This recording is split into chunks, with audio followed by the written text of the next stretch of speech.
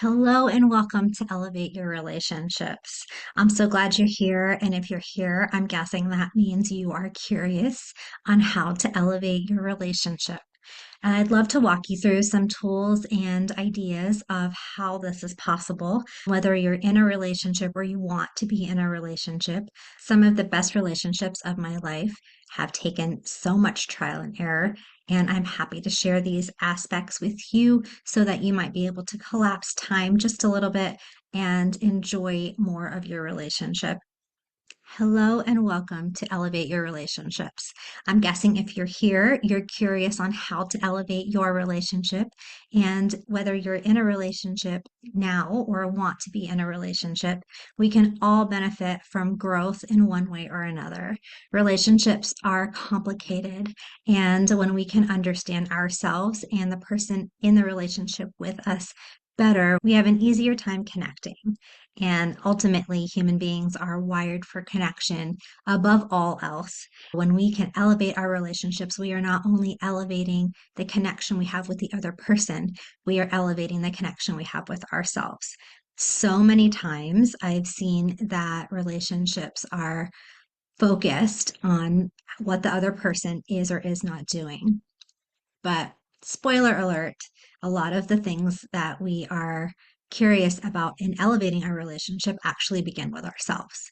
And so we are going to do just a little bit of grounding. I'd love to walk you through this grounding exercise because when we are grounded and present, our connection, not only with ourselves, but with everybody else, is that much more elevated. So I invite you to put your feet on the floor, sit up nice and tall. Open your palms on your lap if that feels comfortable for you. Lower your gaze or close your eyes. And let's just take a deep breath here for a moment as we feel the seat beneath us, as we feel the soles of our feet on the ground. Let's take a deep breath in here. Deep belly breath, opening up our chest, breathing in through our nose, and then exhaling all the way out through our mouth. Just noticing the rise and fall of our chest as we breathe in and breathe out. Setting the intention for this session to learn how to connect not only with other people, but also with ourselves. And in this moment, picturing yourself as a connected being. Inhaling and exhaling. Noticing any areas of tension in your body where you might be able to send some love, where you might be able to relax. Just notice without any judgment here. Connection begins from curiosity and not from judgment. Curiosity is from a place of love.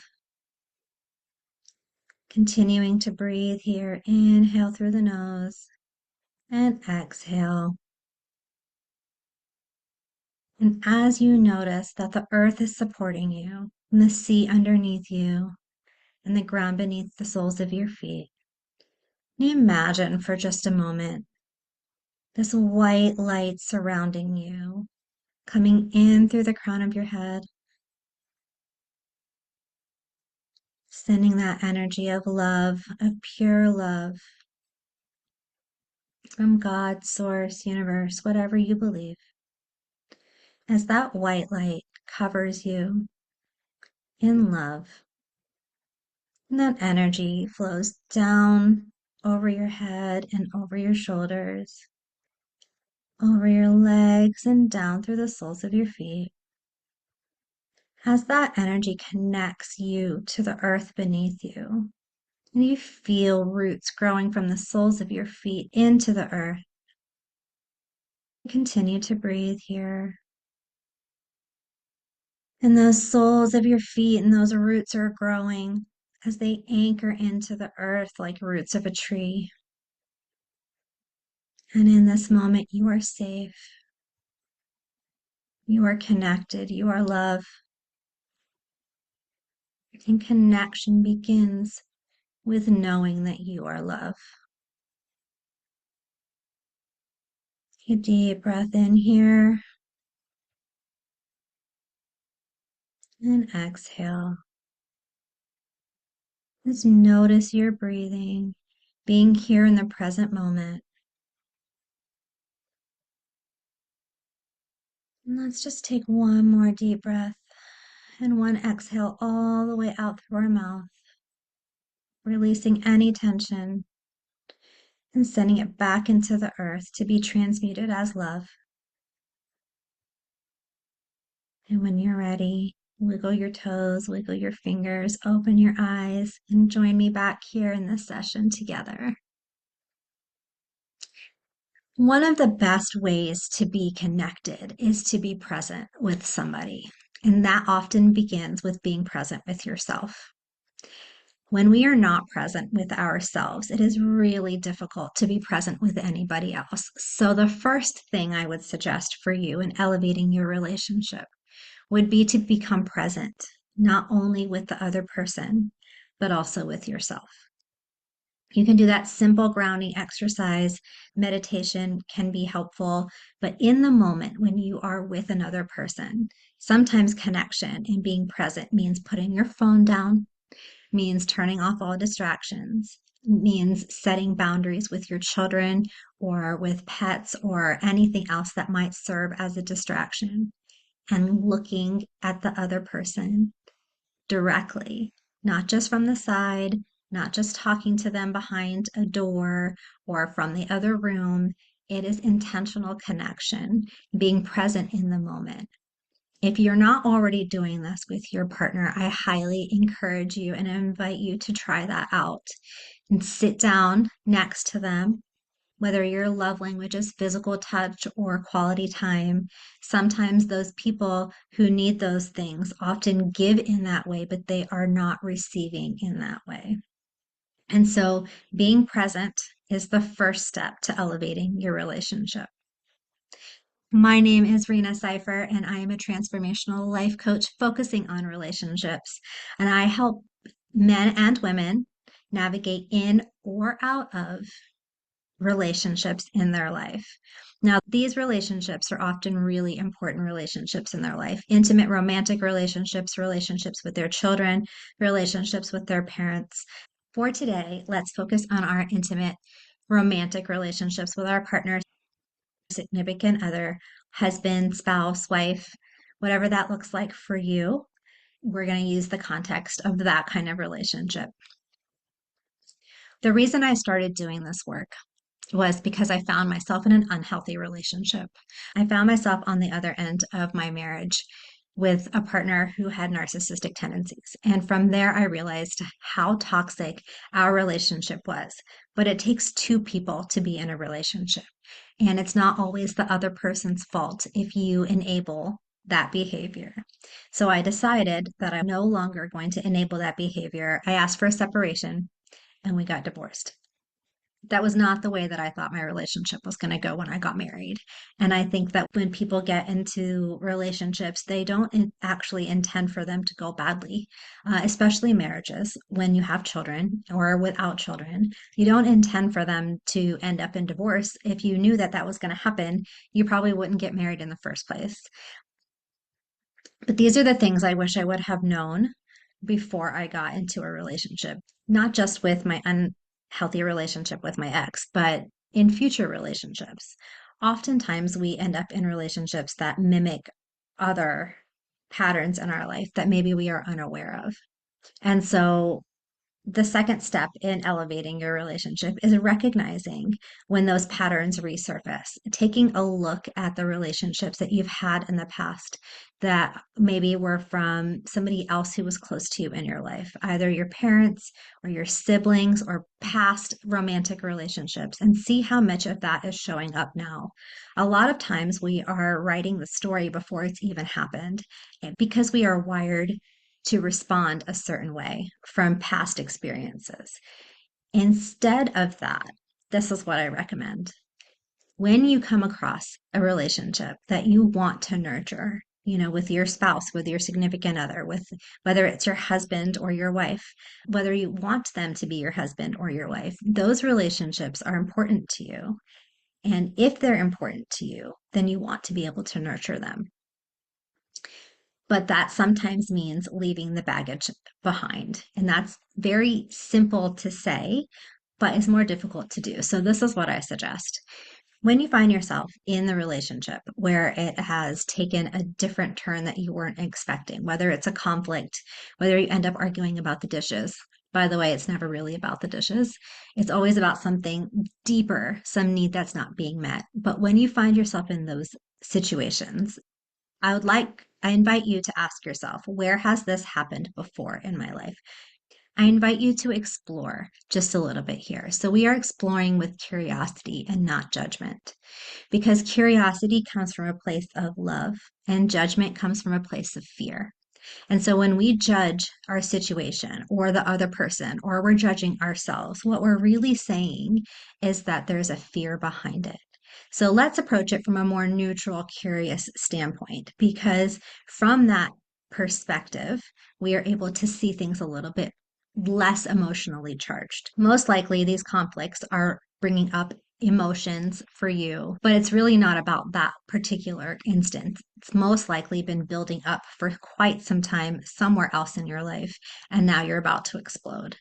And this is very, very common, but it doesn't have to be this way. So, in those moments, what I recommend is taking a break, pausing when those feelings come up. When you're in these states, you are likely engaged in a sympathetic nervous system reaction, otherwise known as survival mode. So you are in fight or flight or freeze or fawn. And it's important to notice which one, bring awareness to the situation, which one of those responses you are in. Because when you realize that you are in fight or flight, your nervous system is engaged in a way to protect you because it's trying to keep you safe. And so, in keeping you safe, you're having a reaction. Instead, what we want is a response, creating a gap between the trigger and the response. In that gap, what we're doing is creating space to evaluate that awareness and to make a different choice. And this is how we break cycles. This is how we break patterns. This is how we elevate our relationship, because the person is likely expecting the same response you always give them. Why do you always say this about me? Why do you always do that? Why do you think the worst of me? Why do you keep doing this? Why are you doing this to me? Okay. And when those things start to happen and you find yourself in similar arguments or conflicts over and over again with your partner, the best thing I can recommend there is to just take a pause and see what you really need. Ask yourself in that moment, what do I need right now? And if you can answer that question, chances are the words that come out of your mouth are going to be different. So, communication is the best way to elevate your relationship. It's being present, which is the first thing, and communication is next. So, how you communicate, what space are you communicating from? And that's when we can take the judgment and turn it into curiosity and communicate from that space. So, you might say something like, "You're not listening to me." Instead, if you can reframe that, rewrite the story here, get a little bit curious and say, "I'm feeling unheard right now. Can we slow down for a second?" And those little shifts in communication, in the way that you respond instead of react, create that safety within your nervous system, and they create that safety in your relationship. And healthy relationships have an element of safety and trust and honesty. Those are characteristics of a healthy relationship, that you can have these conversations and openly communicate your needs and be heard. That's what we all want, isn't it? Is to be heard and loved and seen for exactly who we are without having to hide it or change or bend over backwards or sacrifice ourselves and our own needs for the sake of somebody else or for the relationship. When we can elevate our relationships, the chances of that feeling of being heard and seen and understood and loved and cherished and accepted and adored and everything we're looking for and what feels like a fairy tale connection is possible. All of that is possible. When your nervous system feels safe and you communicate from a place of love instead of judgment, it happens in that response. instead of in the reaction. So take a moment and pause there. Okay, the third part of elevating your relationship is taking ownership without blame. And this is where the love framework from my signature program comes in. Aligned Love is the name of my signature program focusing on relationships. It elevates your relationship from the inside out, and you are able to see your relationship and your role in your relationship from a different perspective. Sometimes we find ourselves wondering, how do I know if it's them or if it's me? Especially if you found yourself in the same kind of relationship over and over again. If that pattern feels familiar and you don't know why you keep ending up with the same kind of person or in the same arguments, even with different people, you start to wonder maybe if it's you or if it's them or why you're attracting these people. But it's taking ownership of recognizing your own patterns, seeing your patterns without taking responsibility for their patterns. Let me say that again. It's taking ownership and responsibility for your patterns without taking responsibility for their patterns. Because their patterns are their patterns, and this is their work to do. Okay. And this shifts from codependency to interdependence. And in Aligned Love, we talk a little bit more about codependency and what that looks like. For now, let's talk about the love framework that's inside my program. We talk about language patterns, so that goes back to communication. Notice how you're speaking during conflict. O is ownership of your role. And that is taking responsibility for your role without taking responsibility for theirs. They are responsible for their own actions. Now we get to V, which is values. We take a look at your values, your partner's values, and are you honoring what matters to you, or are you sacrificing yourself and your values in order to save a relationship or in order to make something more comfortable for somebody else? And then there's E, which is emotional intelligence. We go into all of that in more depth in Aligned Love. For example, this emotional intelligence, what this would look like is noticing how you're feeling. It's creating that gap between the trigger and the response. And noticing in that gap how you're feeling. What do you really need in that moment? And are you communicating that effectively? So, for example, if your partner withdraws during a conflict, if your need is, I'm really needing reassurance right now, and they're unavailable, can you communicate it in a different way that maybe they would hear you? Something maybe like, I feel anxious when you pull away. I'd love to know when you'd be ready to reconnect. Because people have different ways of resolving conflict because we've all had patterns in our life. We've learned conditionally from our environment how to respond and what is effective because all of those patterns up until now have kept us safe. And so we can honor those patterns and notice them and then make a different choice and take responsibility for the patterns without taking responsibility for our partner's reaction. This only happens effectively when we are able to communicate our needs. And in order to communicate our needs, we need to understand what they are. In the moment, that's not always aware, but this comes with practice. And in Aligned Love, we talk about this a whole lot more. We look at your human design. And if you're not sure what human design is, I will drop the link below for you to go find your own human design chart. But human design is a blueprint, a unique blueprint of you, of how you relate to yourself and how you relate to other people. In Aligned Love, we look at your human design chart. We can look at your partner's human design chart. We can look at the areas of conflict, of compromise, of magnetism, of all the things that make up a relationship.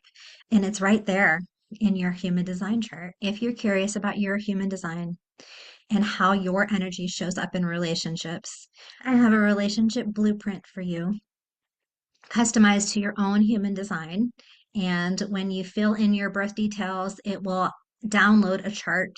And underneath that chart is a button for a relationship guidebook. Download that.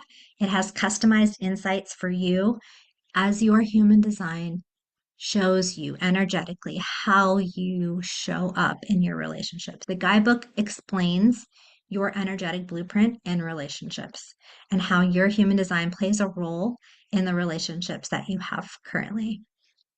You don't need your partner's information for this guidebook. You just need your information. Download the guidebook. Let me know what you think. It comes with a 30-minute call with me. We can go over it together and I can explain a little bit more about how your energy and your unique human design plays a role in your relationship. Okay, moving on here. So let's talk about boundaries because in elevating our relationships, the healthiest relationships I've seen have boundaries. Now, boundaries are not for the other person. Okay, boundaries are for you. Boundaries are for you to feel safe and connected to yourself, to put your values as a priority, to honor your energy and your power so that you can show up as the person you want to be in that relationship. Okay. And people with boundaries often have the best relationships because they are not being taken advantage of, they are not self sacrificing, and they are communicating in a way that is emotionally intelligent. And that alone will elevate your relationships. Most people think boundaries equal walls, and that couldn't be farther from the truth. They're actually a bridge. Boundaries are not walls, they are bridges. Okay, because when people understand that you have a boundary, that creates a space because when you have boundaries, you are empowering yourself. You are telling the other person what is important to you and asking them to elevate. And anybody who respects your boundaries respects you as a person. And the healthiest relationships don't mind where you put your boundaries because they are coming from a place of love. And those boundaries can move at any time if you choose them, but those boundaries are for you to protect your power, your energy, so that you can be the person you want to be. So, the question I get asked with boundaries a lot is how do I protect my peace without pushing them away? And the important thing to know is when you put a boundary and the person on the other side of that boundary, on the other side of that bridge, honors and values and respects that boundary, your relationship can only get stronger. It's when you put those boundaries in place and they are disrespected and not understood, and that person makes it about them, that is signs of an unhealthy relationship. And that needs a little bit more exploration, which we can talk about in that 30-minute call. But a lot of times people put boundaries and the person on the other side of that bridge feels afraid or unseen or unheard. And that just is an opportunity for more connection. When you put boundaries in place, you are actually asking for more connection instead of less. Boundaries are not walls. Sometimes we need boundaries to break the cycle, to recognize the patterns that are no longer serving us in order to create new patterns that work for both people in the relationship. And sometimes this can feel a little bit scary because you're not sure. But what if the relationship you are looking for is on the other side of creating these boundaries? A misconception about boundaries is that they have to be permanent, that those boundaries are there, they are walls, and they are not moving. It's actually the opposite. And when you can put a boundary there and it is honored and respected, it creates safety, it creates connection. And that is actually elevating your relationship. It's elevating the relationship you have. What a temporary boundary can look like is instead of saying, instead of screaming at your partner, you can say, I'm feeling overwhelmed right now. I need a minute to reset. And that's a boundary. That means that you get to step away, reset, and then come back so that you can be more present, so you can feel less overwhelmed, so that you can collect yourself before you react instead of respond. And so boundaries are a really good place to start to elevate your relationships. What does this mean when we put it all together? Okay, so we are looking at being present in our relationship. We are looking at responding instead of reacting, creating that gap between the trigger and our response so that our nervous system can feel safe. We are looking at our human design and noticing how our energy interacts with the energy of our partner or how we interact with other people in general, which is unique to you. And we are rewiring patterns so that we can make a different choice. And when we make a different choice, we get a different outcome. And when we want to elevate our relationship, sometimes that means doing things differently. Because if we keep doing the same thing, we're just going to keep getting the same thing. And when we wonder why things aren't changing and why we feel stuck and why the relationship patterns keep happening over and over again, it's time to take a step back and evaluate what is actually going on. We talk about all of this in Aligned Love. It's a one-on-one program. I'd love to send you more information. But for now, let's book your 30-minute call with me. And I also have a relationship health assessment. Feel free to do both your human design and the relationship health assessment. And we can talk a little bit more about what your relationship looks like, what you would like for it to look like, how your human design plays a role in your relationship. When you shift how you show up in your relationship, the relationship naturally changes. But it does start with you, and you do have the power to change the dynamic of your relationship without self sacrifice. Your human design, your nervous system, your subconscious patterns, they all work together to shape your relationship. If this resonated with you, my signature program, Align Love, could be just the thing that you're looking for in order to elevate your relationships even further. We'll work one on one together and we'll go over your human design. We'll use nervous system regulation. We'll shift patterns using my intuitive neuro rewiring method and so much more. I'd love to chat. Thank you so much for being here with me today. My goal is to elevate the relationships, the connections on this planet. When you can elevate your connection, not only with yourself, but the people you love, that's when the shift really starts to happen in the world because we can change what's right in front of us. And you are not stuck in your relationship. It all comes down to just making a different choice. And sometimes that's easier when you have someone to guide you through it. And that's why I do what I do. Your relationship is already changing just from you being here right now. And I would love to hear how any of this has changed how you show up with your partner or with yourself, or even just your perspective on relationships in general. Please reach out. All my information is below, and I'll see you soon.